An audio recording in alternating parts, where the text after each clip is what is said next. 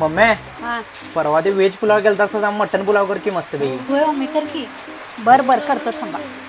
मन झुरतया दुरून पळतया कळतया वळतय माग फिरून सजलं ग धजलं ग लाज काजला सारलं येंधळ हे गोंधळलं लाड लाड गेलं हरून भाळलं असं उरात पालवाया लागलं ते ओढ लागली मनात चळवाया लागलं